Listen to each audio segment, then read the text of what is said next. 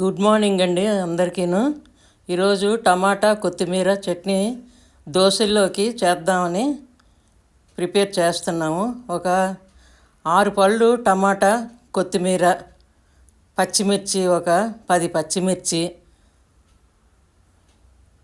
వెల్లుల్లి, కొంచెం చింతపండు, జీలకర్ర, ఉప్పు ఇవన్నీ కొద్దిగా వేపేసేసి అదిగో వెల్లుల్లి, జీలకర్ర, చింతపండు అవన్నీ ప్లేట్లో పెట్టి చూపిస్తున్నాము. ఆ టమాటా కట్ చేస్తున్నాము. ఆ టమాటాల్లో వెల్లుల్లి, జీలకర్ర, చింతపండు వేసేస్తాం వేపేటప్పుడే. కొద్దిగా టమాటా వేగిన తర్వాత ఉప్పు, ఆ తర్వాత కొత్తిమీర వెయ్యాలి. కొత్తిమీర కొంచెం దగ్గరికి కట్ చేసేసి వేసేయాలి.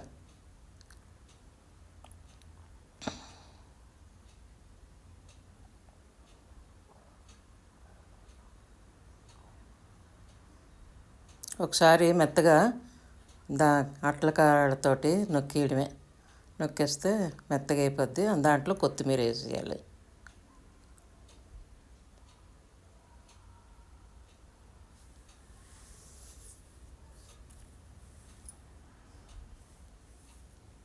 ఒకసారి కలిపేసిన తర్వాత చల్లారబెట్టేసి గ్రైండర్ గిన్నెలోనేసి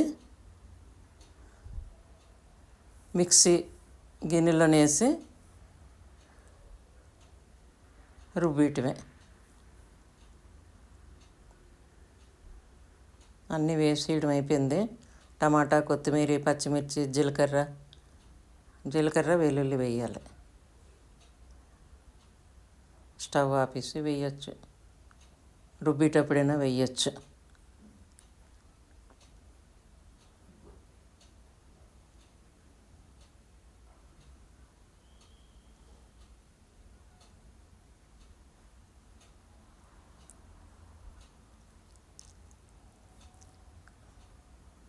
కొందరు రుబ్బేసిన తర్వాత పోపు వేసుకుంటారు.